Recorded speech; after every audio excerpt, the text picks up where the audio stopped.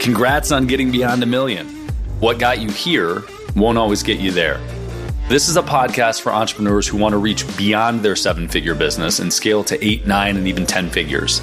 I'm Brad Weimert, and as the founder of Easy Pay Direct, I have had the privilege to work with more than 30,000 businesses, allowing me to see the data behind what some of the most successful companies on the planet are doing differently.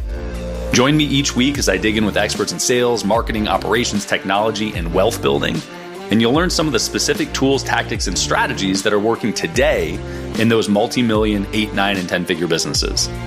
Life can get exciting beyond $1 million. Mike Filsaime, it's great to pull you out of hurricane land and hang out in a more safe place right now. Yeah, I'm here in sunny San Diego. Yes. It's kind of like there's a blue dome of I think we live in one of those little beautiful blue balls that you get as a gift. And yeah, my wife's holding the fort back in Boca Raton during the storm. Ian, I think it is. Yeah, I was surprised that we got to an eye again, which just tells you how much I actually track hurricanes. Yeah. The last one I remember was Ivan, but I think that was like 15 years ago or something. Yeah, well, when you're on the East Coast in Florida, you tend to know the names pretty well. You pay attention to them. Yeah. Yeah, well, that's a scary proposition. And San Diego's home forever. Yeah, so I lived here for 5 years. I wish I could take it with me and transplant it in Florida for different reasons. Certainly taxes. Yeah, no question about it. So I've known you for several years, and I refer to you as like an OG in internet marketing. Yeah, this is actually a label that I give you. I've given you more than once at this event. So how did you grow up in sales, and how did you transition to business in the first place? Because I think a lot of people do know you as that in the internet marketing space. So, my dad's a Haitian immigrant. He came here in 1959. He got to serve in the U.S. military. He went through life insurance, so he learned some sales there. Then he went into the car business, and he worked his way up in the car business from salesman to sales manager. Saved his own money and bought a dealership. He owned a dealership that's still there today called Wanto Mazda. Back then it was Wanto Mazda Peugeot, but Peugeot left the country. So my dad would come in and wake me up in the middle of the night, 11 o'clock at night when he'd come home and talk to me about all the deals that he closed. So he kind of put that into me. And I was on the cusp of two different generations. You know, my brother is really at the tail end of the baby boom. I'm the start of Generation X. So he was Led Zeppelin, hair parted down the middle like this with the mustache. And I was more the bi-level parachute pants, Cyndi Lauper, generation. And at that time, he graduated and the Commodore 64 had come out, and it was like an Atari or an Intellivision we wanted for gaming, but it didn't have a cartridge. It had a disk and literally had a disk operating system. And the only way you could get it to run was using a program language called BASIC. You had to type in basic commands. And so it came with this manual. I see that, you can type in 10, print, quote, Mike, said my name. And I said 10, go to 10, run. And it just put my name down. I was like, literally a light bulb went off in my head that, I can do anything I want, with this. So I created a little software for my dad. He'd spend $20, twice a week. So it would be 40 tickets twice a week for the lottery. And he'd come home and he'd fall asleep with the tickets in his hands. He never checked the tickets. He had a big mason jar of unchecked tickets. Lottery tickets? The same numbers every week. So I said, I can put that onto a data file and we can check your tickets for you.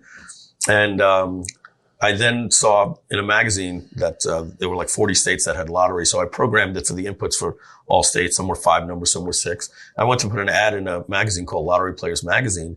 The guy that answered the phone was the owner of the magazine. And when I'm reading the copy to him, you got to remember, this is the only software back then were recipes. Microsoft didn't even have Word and Excel. It was like Word Perfect and Lotus 1-2-3. What year is this? This is 1984. Got it. Yeah. I'm in high school and I'm reading the ad and the guy says, well, wait a second. You're telling me that you have a computer program on disk that can instantly check. It was revolutionary. Check the ticket and tell you, because they didn't even do it for you you had to circle everything and check your tickets. Now you give them, they just scan them and tell you if you won. So I sold that for $22,000. And I went to New York Institute of Technology, studied computer science, got engaged, and I was like, okay, got to drop out of school and I got to get a job. And I went into the car business for 14 years. And so that's where I learned salesmanship. But I was always a computer junkie. What a strange path. So you went to school for computer programming. Well, and you dropped out? Yeah. After 2.5 years. Yeah, I studied, the internet wasn't around then. Yeah. This is 1986, 87, and 88. So I studied, binary machine language, Pascal, Fortran, BASIC. Wow. Wild. Why'd you stop? Well, at that time, to go to school, I had to work part-time at a supermarket. I was literally making $6 an hour. Got it. So, even full-time, that would have been $12,000 a year. My brother was selling cars, making $50,000 a year. Got it. That was kind of like making $95,000, today.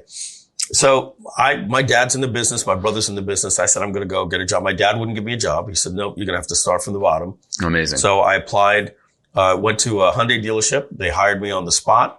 They literally said, So you sold for a competitor's company? I mean, a different car dealership in town? Oh, yeah. But that's the car business. I've worked at so many different franchises over the years. It's but just not your father's. Yeah, never worked with my dad. He ended up moving to California by the time I was going through the business. And I ended up running, I was the general manager for the second largest Hyundai dealership in the country and the largest Toyota delership in the Northeast region of the United States. So I learned, I used to think I knew what I was doing until I got with this group called the Staluppi Auto Group, and I worked at a store called Millennium Hyundai and Millennium Toyota. And we were doing 500 cars a month when other Toyota dealerships were doing 110.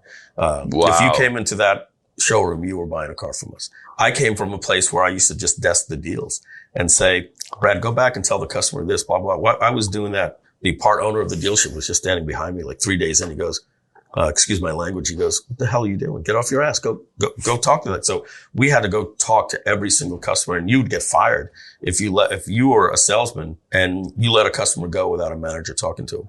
We were called the Sharks. We would walk through the showroom, and if we saw you losing a deal, we'd pop in. Hey, how's everything going? Brad treating you good? And you just sit down, and when you're doing that on a Saturday, you're closing yourself 15 deals. So you're probably seeing 45, 50 people. So being able to get in and make a conversation, look somebody in the eyes. We used to say, smile with the eyes, find out the real objections. That was like going into military boot camp for sales for me. Amazing. I mean, and car dealerships in general are one of the sales categories where they get a terrible rap. Because of aggressive sales, right? Especially in Long Island, New York. Long Island, New York.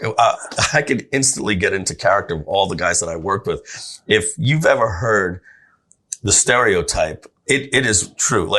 All I heard all day long. So, Mr. and Mrs. Jones, what do we got to do to put you in this car today? You tell me and I'm going to make it happen. And so, you had Fat Tony, all this. It was as if you took the Sopranos, and you said, the only difference is they don't kill people, they sell cars. That's what working in Long Island cars was like. How'd you transition? Because then you did this 14 years. So that's, October 2002.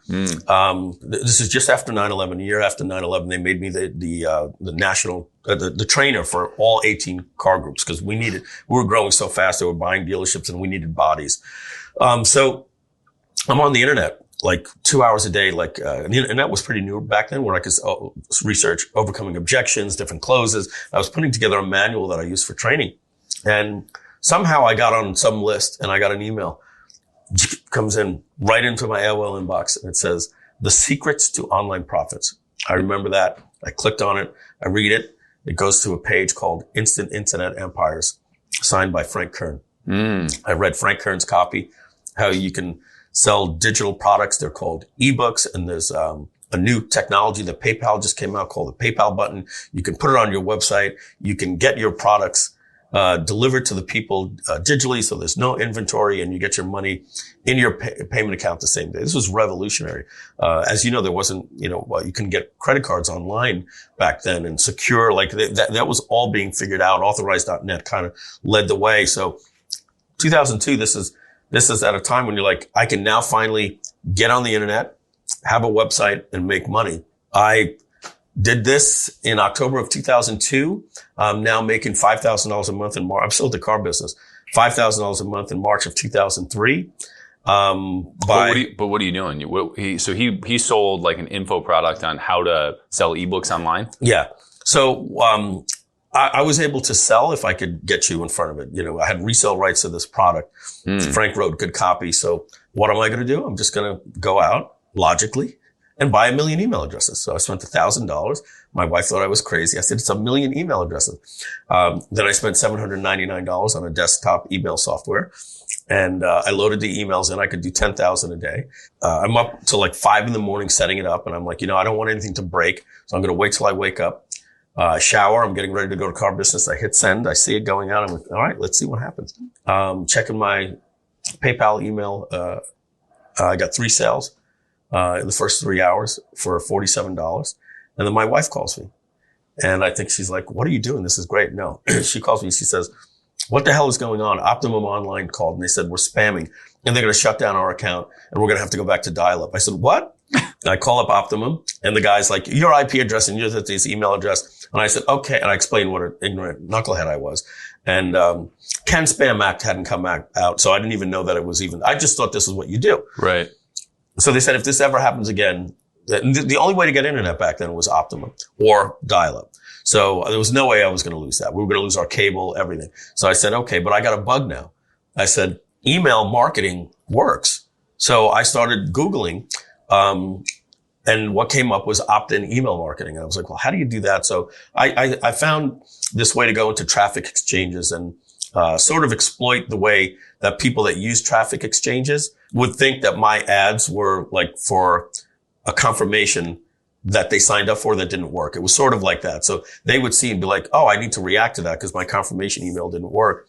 And anybody that was in a traffic exchange was basically people like me. If they were trying to sell something online, that was my perfect customer. So I just found out how to completely exploit that. And I created an ebook talking about it in a video course called Carbon Copy Marketing. And I was bringing in about 300 to 500 opt-ins a week. And I started, if you've ever heard the expression that you can make $1 per month online for every person you have on your email list, that metric came from me. It was in that sales copy. If you go back into the archives, because when I had 1,000 people on my list, I made $1,000. A couple of months later, I had 3,000 people on my list. I made $3,000 that month. When I had 5,000 people on my list, I made $5,045. So I start going, oh my goodness, if I keep doing this, I'm going to have 50,000 people on my list in 11 months.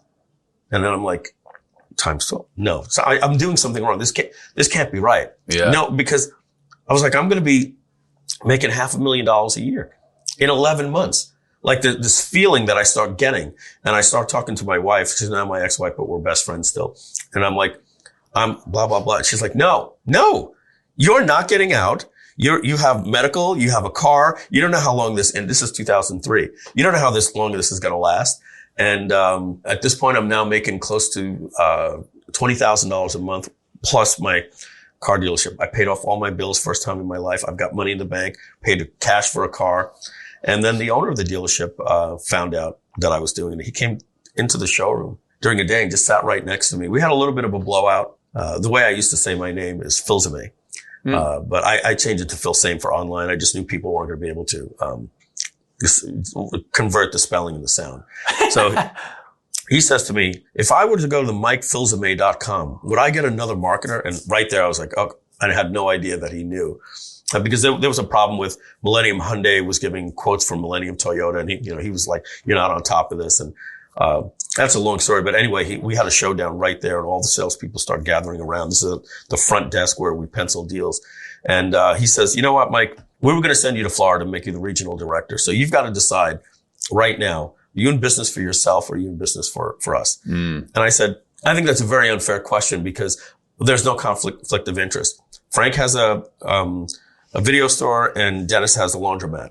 And so I'm not selling extended warranties online. I think it's very unfair. And he probably thinks I'm making $300 a week on eBay. He doesn't know I'm making 20 grand a month. So he says, I want an answer and I want an answer right now. And I confirmed what he was saying. And he just thought I was going to be like, okay, John, I'm sorry. And I said, well, it's been a great 5 years. And he said, give me the keys to your car, give me the keys to your, to the front door and give me the keys to the safe. And I couldn't get the my finger in there and I'm shaking like this. Probably took like a minute and holding back tears at this point. Everybody's coming up. What's going on? He walks out and goes, Tommy, meet me at the Toyota showroom. You're the new general manager of Millennium Hyundai. And he walked out the door and everybody walked up to me. I go outside. I start crying. It was so emotional for me because I love the guy and I can't believe like what just happened. Mm-hmm. And, everybody's like, you know how he gets. Don't worry about it. Tomorrow you're just going to come in, and I said, I'm crying and I'm going, you don't fucking get it. I'm fucking done with this stupid business. You'll never see me again. This is the best thing that ever happened to me. I said, I feel like Mel Gibson yelling freedom. And they're like, Mike. I said, no, I'm not kidding you. You're never going to see me again. And the next month I made $75,000 and never made less in a month since. Wow. Yeah. That's amazing. That's amazing. What I got stuck on was your name change. Yeah. So it makes sense to me, but why not go full pseudonym? I mean, you basically now are like, this is not really how you say my name, but it's just easier for you idiots. So go ahead and call me this. So here's what it is, right? My dad's Haitian. If you look at my social security card, it says FILS-AIME. Huh. So it's two French words, fils is son. Like if I say I love you in French, it's je t'aime, AIME. So, like an Italian, amor, or amore. So it just means beloved son. Mm. So in school, I was always Filsaime. But it was never easy. It would always be, first day of school, Fisher here, Finkel here, Filsaime, and I'd go Filsaime, and they still couldn't get it. Like, they would still say Filsaime. Sure. So my dad in the car business, dealt with that, but I didn't because I was never dealing with people. So he would say Filsaime just to make it easier because people saw FILS and AIME. So when I was getting online, I knew that if I was going to get MikeFilsaime.com, I just didn't want to get into it. So I just started saying Filsaime and now Filsaime sounds very strange to me. If I go back, it's been about 8 years, but if I walk back into a car dealership, somebody will go, oh, Filsaime, look who's here. And I'm like, wow, that sounds so strange. Wow. That sounds strange. That's crazy. Yeah. All right. So you were selling, this was the beginning of, digital products on the internet.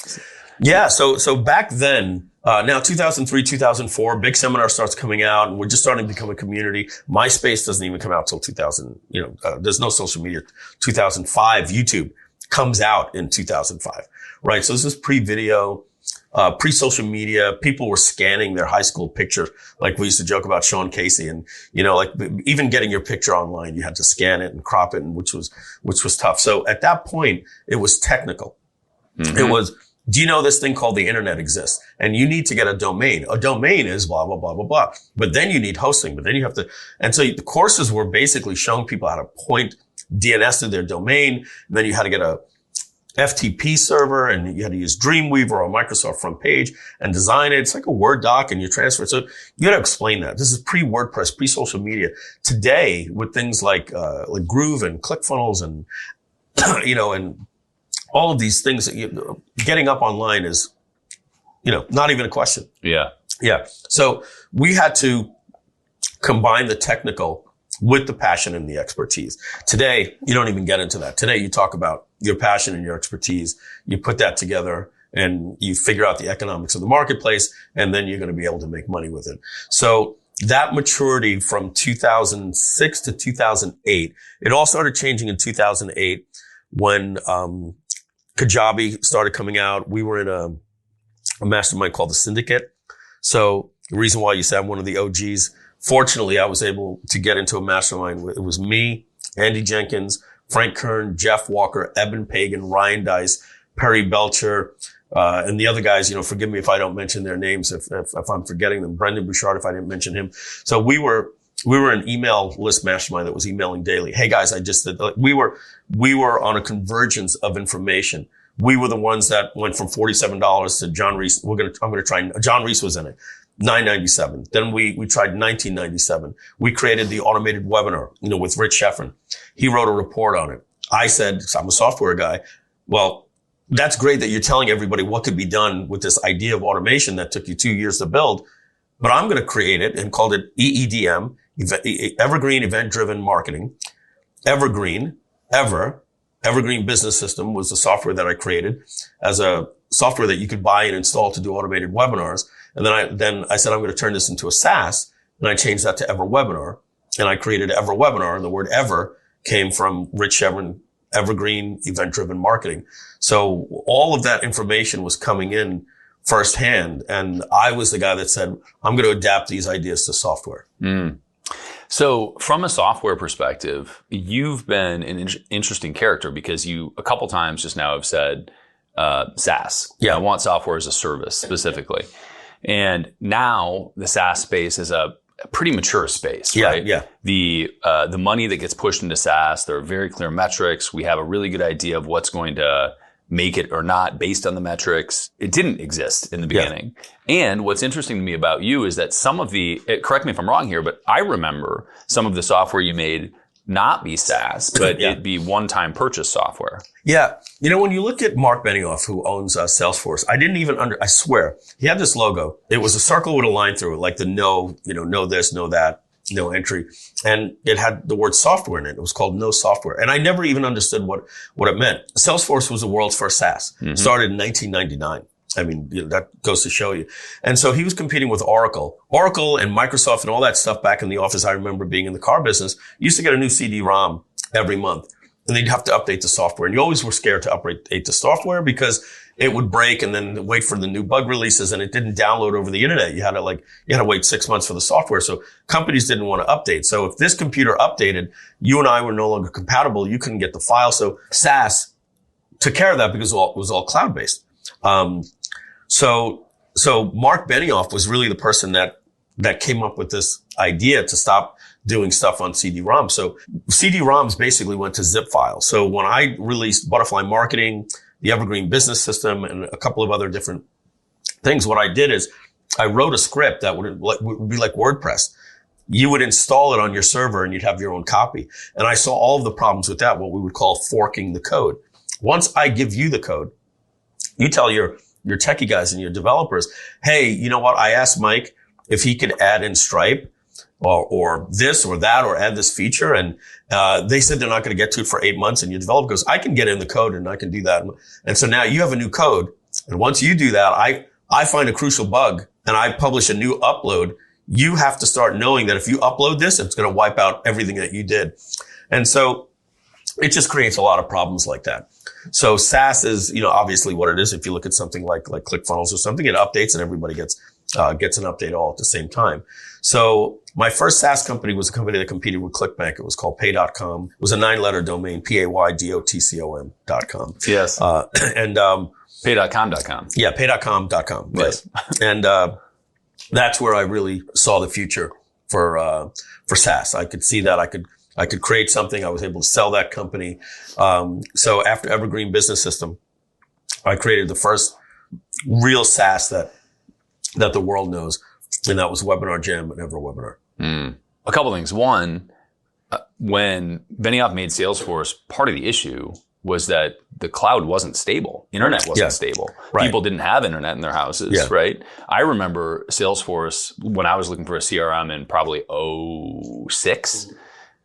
Looking at Salesforce, talking to them, and I literally laughing at them, thinking, there's no fucking way I'm going to rely on the internet. It was almost, I'll even say this. I laughed at two things when they came out. One, Google Docs. I was like, I'm not going to use an internet browser to write a Google Doc. Like, what happens? Where's my data going to go exactly? And believe it or not, Gmail was just cloud-based. Like, I was like, I want my stuff on my hard drive. So I used to use Outlook and use POP3 and you'd hit the button and it would sync everything. And I want everything on my computer. So So I understand when you were thinking like, I'm not having this data stored in the cloud. Like, we were so used to, I need the software. Even when you look at music, but I remember Steve Jobs going, people want to own their music, but they want to rent movies. So like he was talking about how iTunes was going to let you rent movies, but Steve never believed the streaming model was going to work like Spotify. He wanted you to buy your music for 99 cents. And then a lot of people didn't like the first one, Zune, Microsoft. It failed. They were a version of like Spotify, and people were like, oh, I don't like this idea of paying you. But then once I stop paying you, I don't have access to the music anymore. So we weren't ready for a lot of those different things. And then obviously now, who in the world, like when was the last time that you bought something on iTunes for $1.29? Like anything you want to listen to, it's yours. So we had to get to this mind shift that everything was going to be on demand in the cloud. Well, okay. So you have the technical side of that, right? But the other is the marketing side of sort of SaaS versus one-time purchases. Yeah. And so even if you were, it sounds like you were operating from sort of like an in-between land of like, it was software as a service and you were pushing updates, but I've seen you on multiple occasions sell lifetime access to stuff as opposed to ongoing. Yeah. Can you tell me about the positioning of that and why to do that or why you choose to do that instead of an ongoing subscription? Yeah. So with Groove, we have both, and I'll explain how we got there. So I sold Kartra, Webinar Jam, EverWebinar, had a 2-year non-compete from 2016 to 2018. And so in 2018, I wanted to get back and rebuild another company. I was seeing what was happening with Kickstarter and Indiegogo. And I said, I think I'm going to do one of these Kickstarters. So I produced a video and said, I'm going to create a product called Groove Pages. So we never had a plan to do this big all-in-one platform that it is now. I just wanted to do a page builder. And we raised so much money, I said, I can broaden the scope. I originally wrote in the script, so if you back this Kickstarter, et cetera, et cetera, et cetera. And then my partner, Matt, said, Mike, if you miss by $1 with Kickstarter, if you want to raise $1 million and you raise $999,999, it's binary. You fail, you don't get the money. And they said, but if you go with Indiegogo, you'll pay more. You'll pay 11%. But you have the option, like you can pay 9% or 11% says you get the money even if you're short. So I was like, I'm pretty sure I'm going to hit the goal. We're only going to ask for $250, but I'm sure. But what if I don't? This will be a big waste. Like you can never predict. So I said, I don't know what I'm going to do. So I'm just going to say back this project. So I wrote that into the script, recorded it, and so I never said Kickstarter. But originally, I was going to actually put it on Kickstarter. So we do our first GrooveCon, and I launched the video there, and we closed the entire room. People are like, oh my God, Mike's coming out with a page builder. It's going to compete with ClickFunnels. I can pay $497, and I own it for life. So I was pre-selling. And then when I got back home, I couldn't believe how well it sold. I said, let's email all of our 3,000 leads. That's all we had. And we brought in like 80 grand. A couple of my friends said, hey, what was that thing that you're mailing for? Do you have an affiliate link? And I said, you know what? Guys, we're not doing the Kickstarter. I'm going to do a launch. Because I never thought I'm going to launch something that's not going to be built in a year. But it was resonating. So I did a big launch and we raised $1.2 million in a week. Wow. And so now I was like, all right, we're hiring developers. We're going to build a GrooveMail. We're going to build GrooveSell. We're going to basically do what was Kartra, add Webinar Jam, EverWebinar, and a Shopify component. And so now I have to go build it, but we don't have a company. So I continued to now remake a new video about all of what I would call the future projects. So first we're going to have Groove. So that was in May of 2019. And by April, less than a year, April of 2020, we launched in beta with 3 of the products. And now I reshot another video and we said we're going to give the software away for free with a premium. There was an upsell. And so we started changing the price to $13.97, $14.97, $19.97. And then finally we did away with the lifetime and we went from making a ton of money to making 1/10 of the money. And I was trying to convert the offer. It's not that we're making 1/10 of the money. When you get 10 people to sign up at $19.97, you made $20,000 for the day.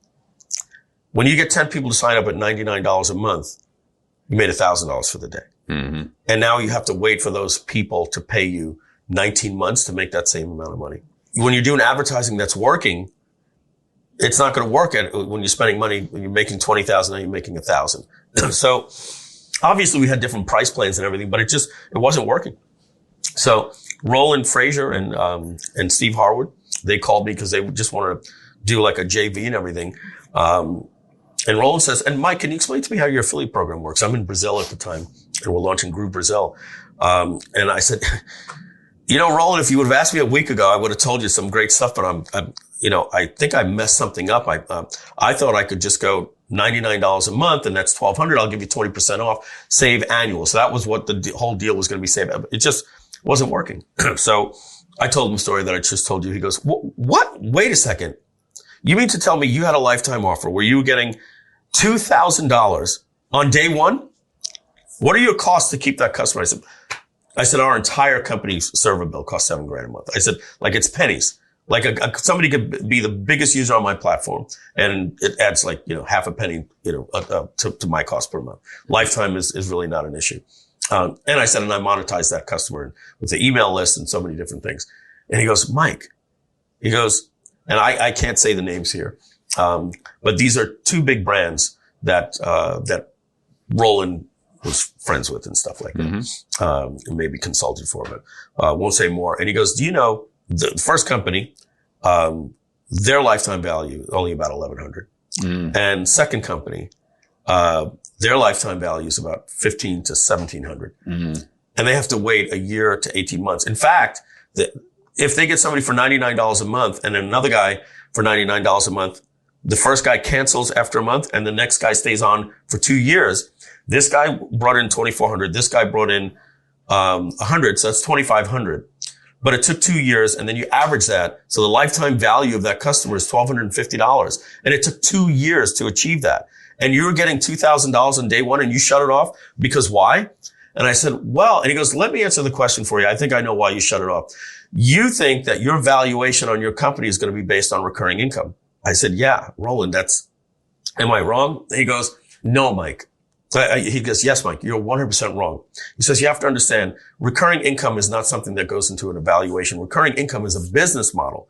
The only thing that we look at when we're evaluating a company is the lifetime value of the company and the lifetime value of a customer. The lifetime value of a customer is higher when you have a recurring income than when you have a standoff product.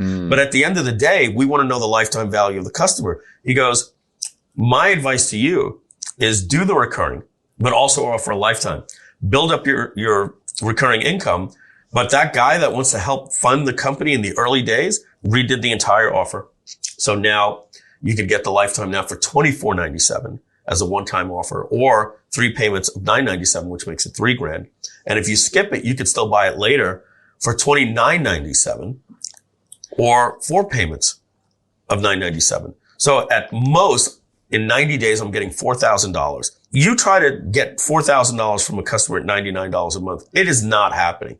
And God bless you that you're going to wait 4 years for it. So I'm offering people now, you can pay as you go. You could take the $99, the $199, the $299. You want to take those plans and pay them like you could get the $99 plan for $497 a year. So like we have all of these really good discounts that are still annual, still recurring, still monthly.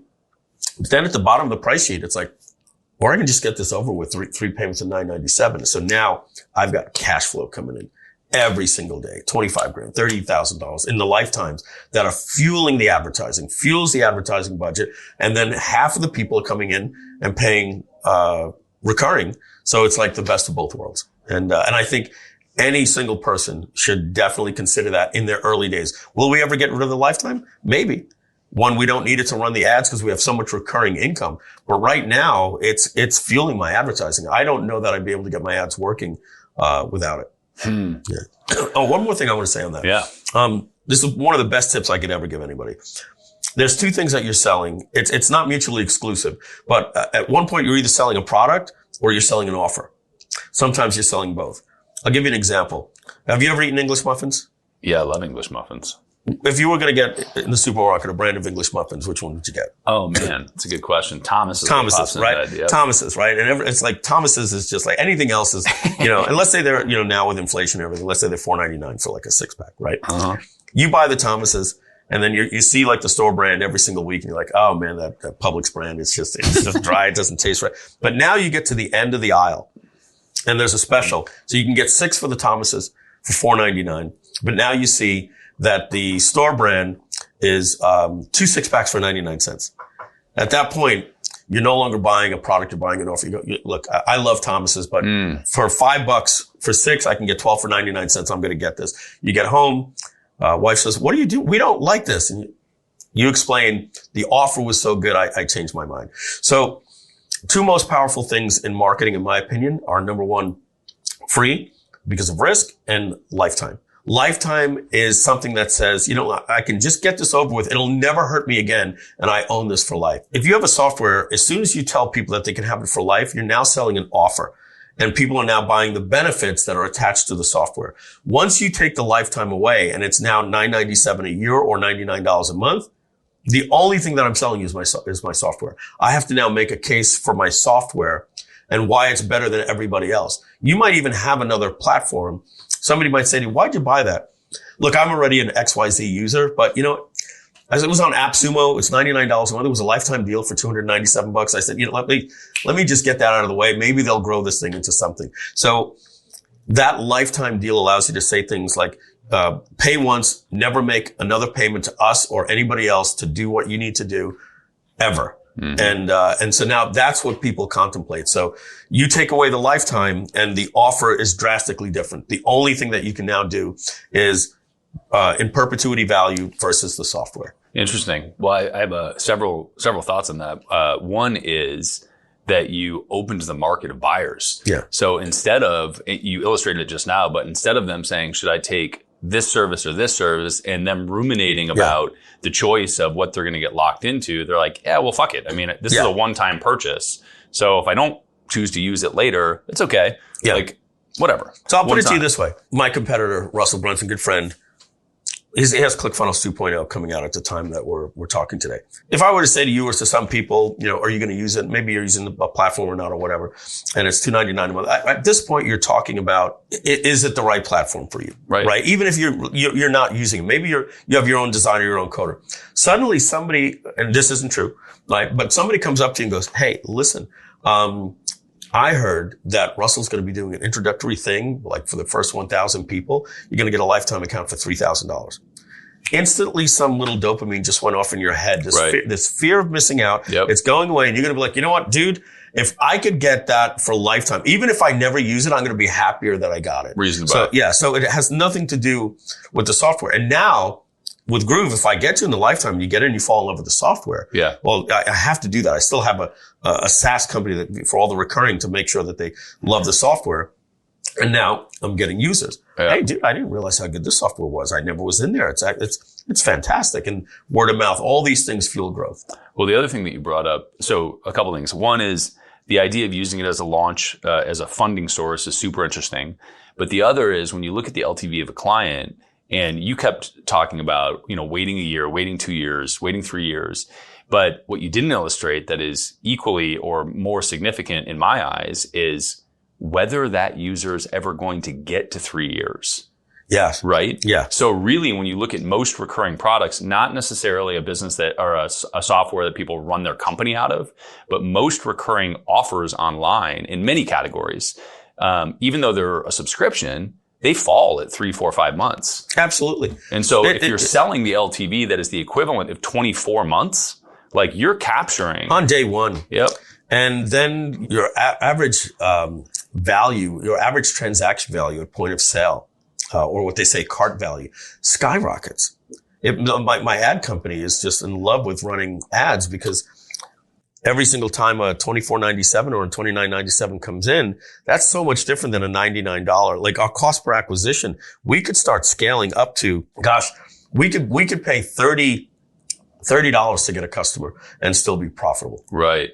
Well, and so for anybody that isn't heavy in paid ads, like basically the equation that you have to run when you're running paid ads is what is the lifetime value of the customer? Exactly. And then you have to back into what can I pay per lead or per click or whatever. If you have deep pockets, right? So let's say you're a software company and you're going to charge $99 a month. Mm-hmm. And your average lifetime value of a customer is, let's say, $700.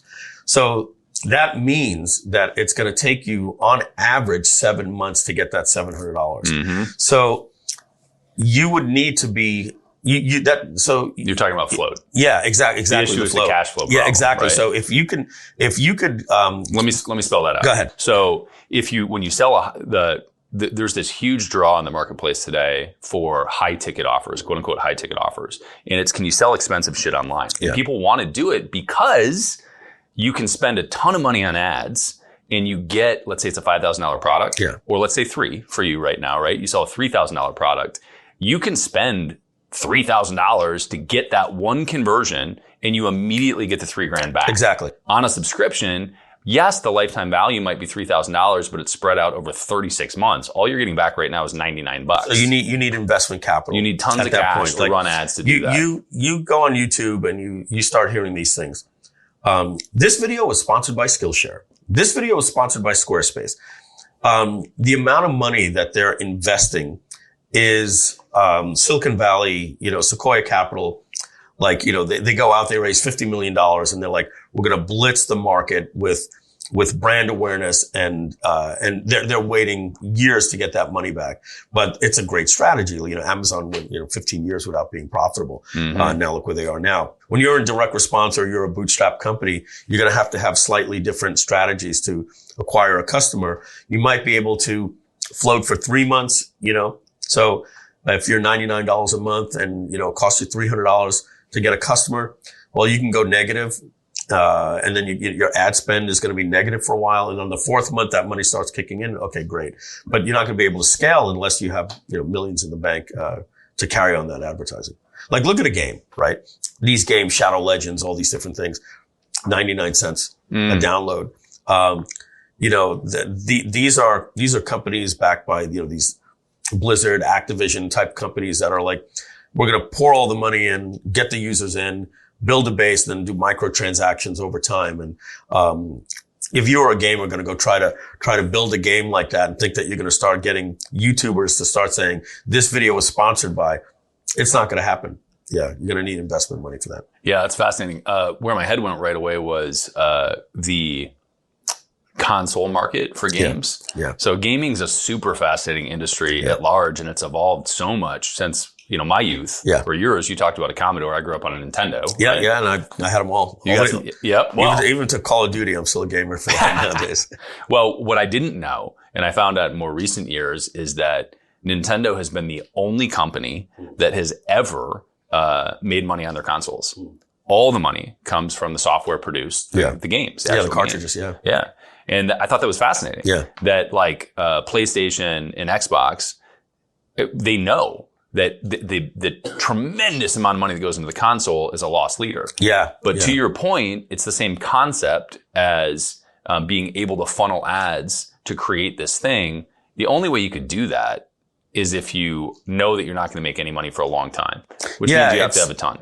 It's the conduit.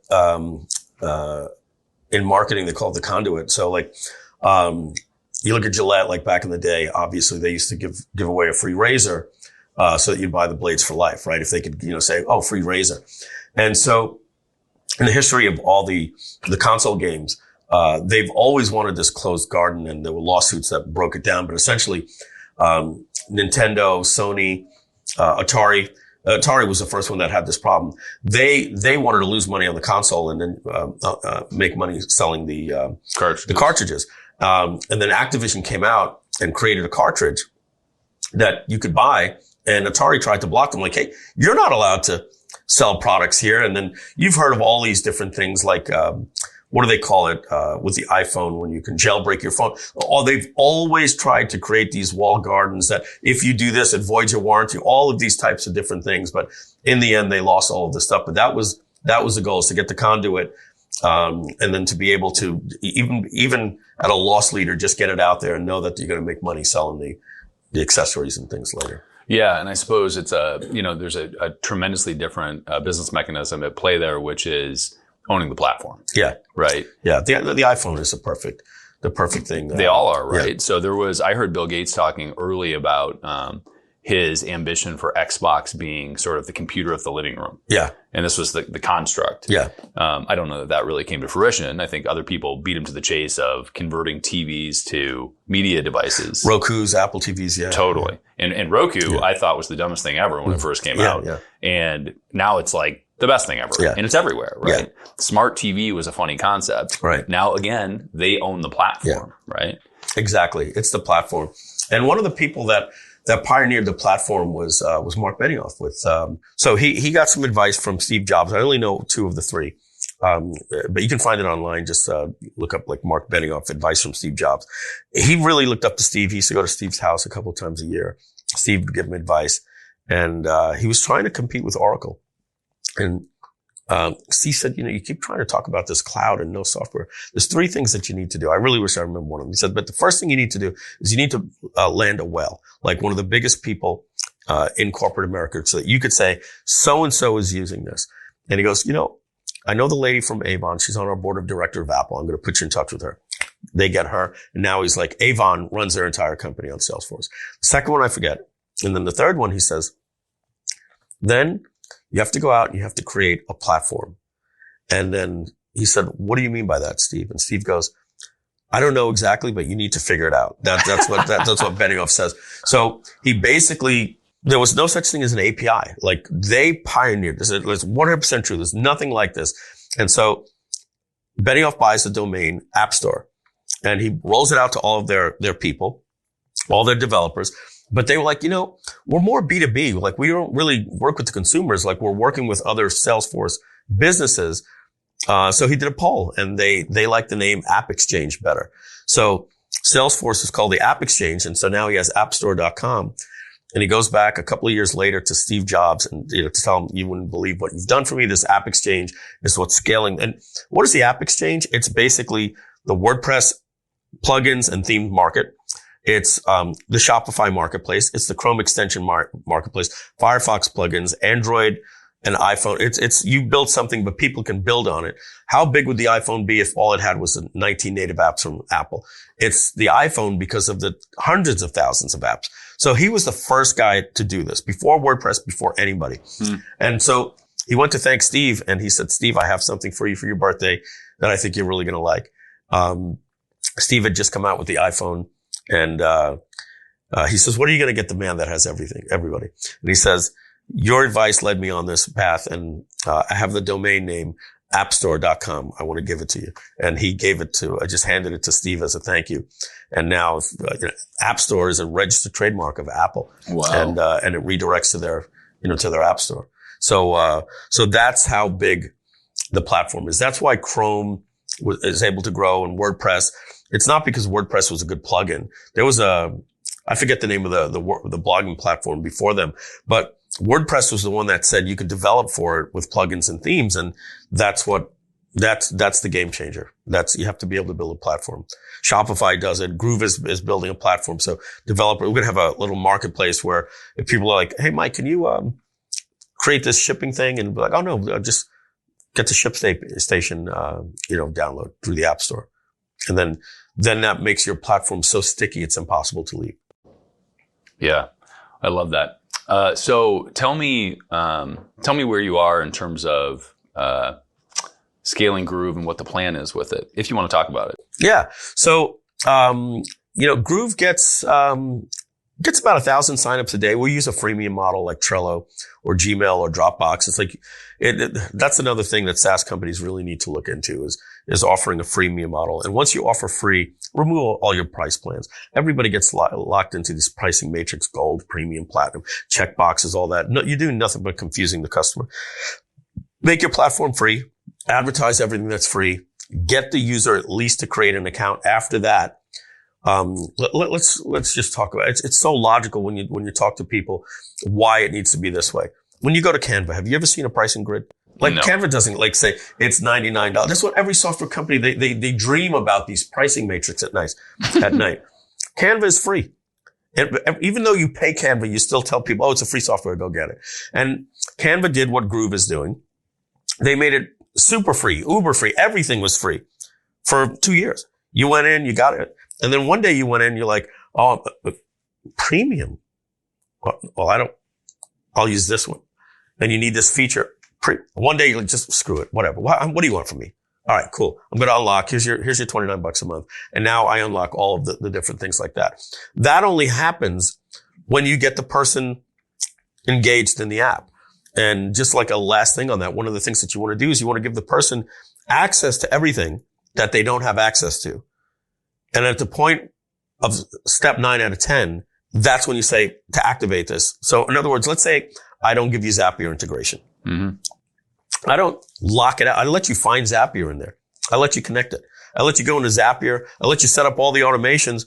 And then then you click activate and it says to activate Zapier, you need, right. Rather so you got to get the person all the way to the 1 yard line, sit them down in front of dinner. Exactly. Let them see everything. Sunk costs. Right.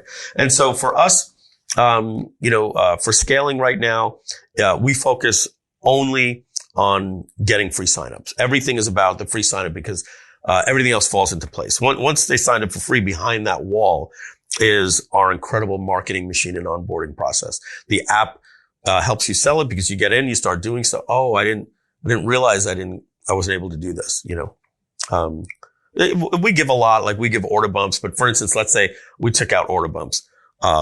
We do give that away for free, but maybe at a point you'll be like, add an order bump. Yes. Oh, I didn't. Everybody's telling me I need an order bump, but I made that a non-issue because I got you to sign up for free. You start putting pricing matrix in front of people, the confused mind says no. All SaaS companies can learn a lot from what I'm saying here, because I've tested this stuff and I had no problem telling you before where I failed with a pricing matrix and doing all those different types of things. Yeah, it's actually one of the things that I appreciate about you is the utter lack of ego around the failures and present problems going on.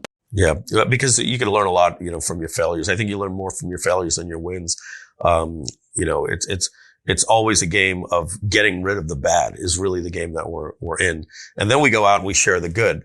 But, so many times I've had people in my, my companies and masterminds go and this is just a fake example. Have you seen what Frank Kern's doing?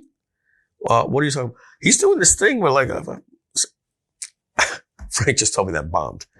He bombed. He tested. This is the actual winner that you want to do. But people say, well, Frank Kern's doing it. It must be good. Right. It's like, and then they go out just going out and doing it. Frank's out there failing very, very quickly to find the winners as well. So you never, that's one of the things that you can do in advertising, right? With, like VidTow. You can go in, you could look at all these different ads. You go in, I remember I saw one of my competitors' ads and, I clicked on it. And the intelligence from VidTow was like, it's like they don't have any views to it. And then I went back and looked at all their other ads and I see this ad is run 3.6 million times. Mm-hmm. That's all I need to know. Mm-hmm. You're not spending money on something, that ran 3.6 million times to lose money. So I just look at that and I'll just deconstruct it. That's why we call it copywriting. It's literally goes back to the days of copying and putting things into actual folders in your desk called swipe files, because you'd swipe your competitor's ad. And, even in the car business, we did it. We would open up a little folder and look at all the other competitors. What are they doing? Well, they're doing a no money down. They're doing a pick your payment, rebate, whatever. And so that's where we get copywriting from, is literally copying other things that work. Never thought about that. Yeah. The expression says, go get me the ad copy. And then you bring all your competitors and it's the copy. So, all right. So you're now on, I don't even know what software company, right? Several in here. Yeah. Groove Digital is the LLC. What has changed in how you have approached company number 8 that you're doing and how you're growing it versus the previous? Standards and systems, standard operating procedures for everything, for marketing, but really code development. Making sure that your developers are spending at least 10-15% of their time learning the new cutting edge stuff. I think one of the things that leads us well with Groove, like I learned in my previous companies way back, we didn't use a framework. We just used PHP and we code any spaghetti we wanted. Then frameworks started coming out like CodeIgniter, Laravel. We use Laravel. And you want to be using as much off the shelf open source. So I'll give you an example. When we coded Kartra took us 2 years to develop all of the APIs for Authorize.net, NMI, all of these different things. EasyPay Direct. Hand coded EasyPay Directs. Yeah. We hand coded every single one of those different things. And 5 years later, when we were doing GrooveCell, there was this open source project that had every single thing off the shelf. It was just there for the taking. Kind of like how Stripe created everything available, for a Stripe developer. There was an open source platform that for any type of payment gateway, you just installed it and it just worked.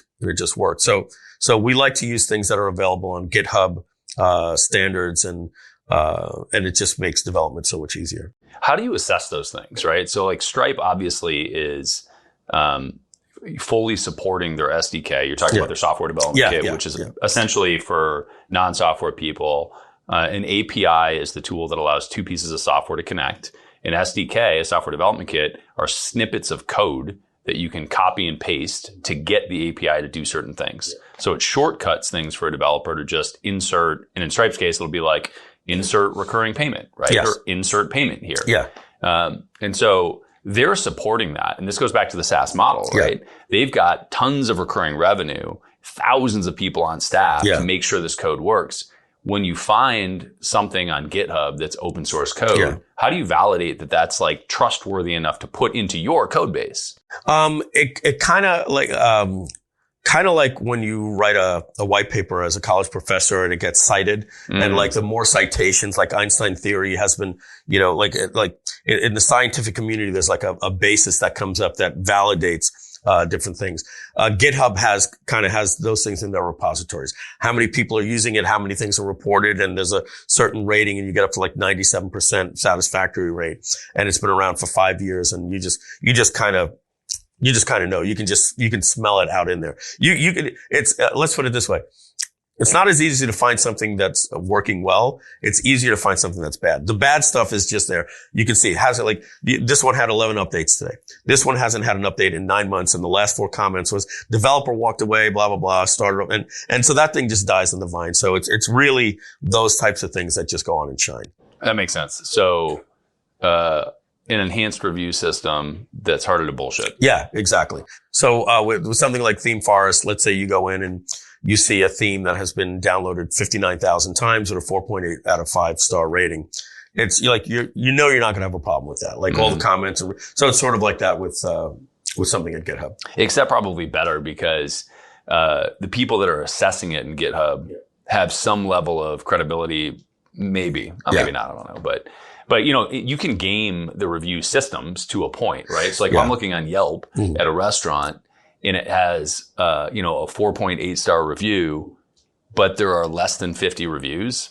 Irrelevant. Yeah. Friends and family. Irrelevant. I can get 50 tomorrow on this, right? But if there are 5,000, I'm like, oh, damn. Yeah. Okay. And in the code system, since there's no transactional price, it's all free.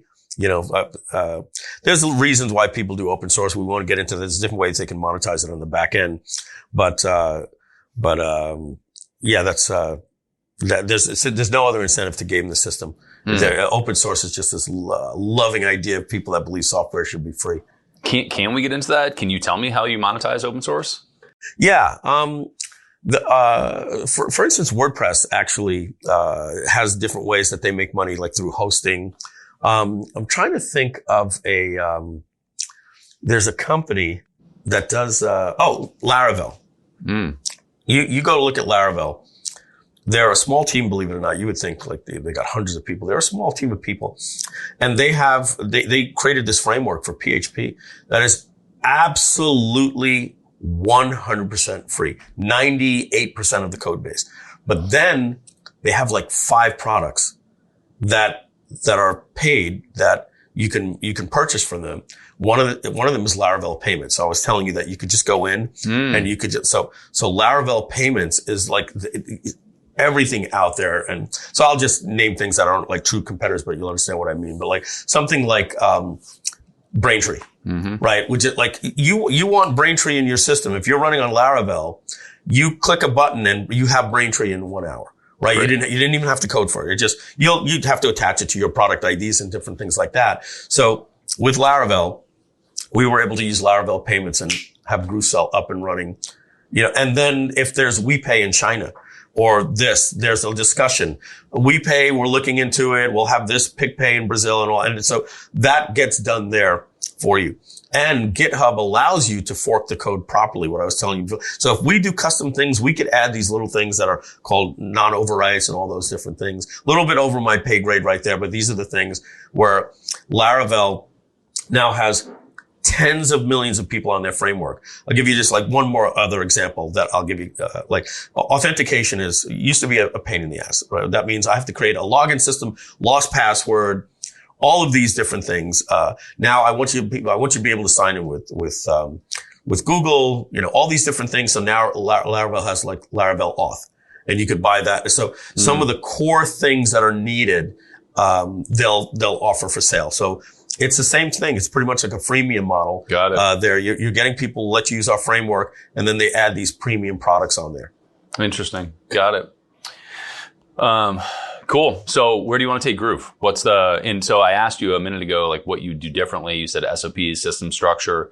From a financial perspective or sort of an end game perspective, are you looking at this one different than the others in terms of exit, in terms of sale, and how does that impact how you operate it? Put $100 million in front of anybody and they'll change your mind, in a second, right? If there was cash right there. Where I might say I wouldn't take $100 million today because I have bigger dreams. My partners will always say, if it was sitting right there and everything with the economies and the wars and all this stuff, you wouldn't take it. So take that with a grain of salt when I say this is what the goal is, right? But when you look at Active Campaign, they got $3 billion valuation, raised like $600 million. Our friends, Kenny at Kajabi, they raised $580 million just a year and a half ago on a $2 billion valuation. Little Brian Moran, our good friend Brian Moran, used to get 10,000 fans, started a company called Samcart. And I believe SAM stands for sales and marketing. It does. Yeah. So Samcart, this can be looked up, but I believe they just got a $220 million valuation. They make less revenue than us, have less customers than us. So kudos to them. I mean, that's a valuation, not a sale. So they can build that. And we'll take Russell for his word, that he was offered $1 billion and then turned it down. So this market of these direct response guys that we once were getting into software is creating some opportunities, to shoot for the stars. And even if you land on the moon, that's why I said if it ends up being 100 million. But I'll just close it with this. When I had Kartra, Webinar Jam, whatever webinar, and partnerships are like marriages, they don't always work out. You can love somebody, but it doesn't mean that you can be with them forever. Let's just use that metaphor. So when I decided I wasn't happy and I no longer had control of the company, I asked for a buyout. And from 2016 to 2018, I was probably the most depressed I ever was in my life. I wasn't allowed to work, wasn't allowed to go to events. If I was at an event, I'd have to say, hey, no cameras, please, blah, blah, blah. I didn't want to give them any reason, to say, hey, you're violating your non-compete. So you take away the ability for somebody to do something they're passionate about and you give them money. I started smoking. I put on 20 pounds. My blood pressure went up. I was getting to bed at 7 a.m. I was the idiot that would talk to you about, hey, did you see Better Call Saul? I knew everything there was because all I did was watch TV and have, breadcrumbs and Doritos on me at night. And my wife would come over with a friend and I'd run upstairs and I'd be yelling at her like she did something wrong. Why didn't you tell me you would come? Because I hadn't showered in 2 days. Because, my wife would say, are you going to shower today? Babe, I showered Saturday. So, today's Tuesday. Well, I just woke up. Of course I'm going to shower. But I just became the guy with no purpose. So that was a lesson for me.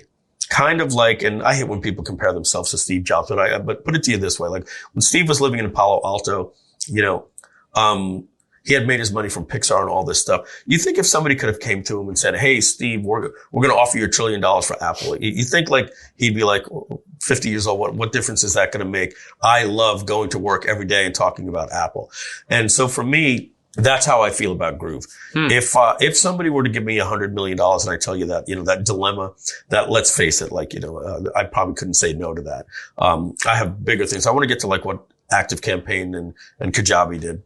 But I would probably take that 100 million and then who knows what these people would do with Groove. I'm not saying I would regret it because I'd have the money, but some part of my soul would be ripped away at that point because I'm like Steve Jobs without going in and having a purpose. I've been there for 2 years. It wasn't fun. Yeah. It's interesting to get ahead of people while they're, in the process of growth, right? Yeah. And building. So give me enough money. I'll just go start an incubator. I wouldn't retire. I would be here like Nick was, like you are here and, talking about, what I can share. And yeah, I'll have an incubator and help you invest and stuff like that. There's no retirement for me. So is Groove the end of the game? I would like to think that I'll be with it, but like a Steve Jobs figure there. But if there's a buyout one day, I'll go to the next phase like an incubator. I love it. Cool, man. Well, where do you want to point people? Where can people find out about you? You can obviously push to Groove, but you tell me. Yeah, you can go to MikeFilsaime.com. Just Google it. Spell it any way you want. You'll figure it out. And if you want to get a free account to Groove, You can go to groove.cm, and it's .cm because customers matter. It's really .cm because we can't get the .com. But I love it. I love it. Mike Filsaime. I can't even remember the other one now. Yeah. I love hanging out, man. It's always good talking. You too, man. It's great. Good to see you. If you learned one thing on this episode, share it with another entrepreneur. They need to hear it. Also subscribe so that new episodes just show up on your phone. It's a lot easier that way. And if you want the really good stuff, check out our free BAM! Tactics and Strategies course. It's where we curate the best tips, tricks, and tools that our guests know, whether they've shared them on the podcast or not. Just go to beyondamill.com. You'll also find previous episodes and show notes at beyondamill.com.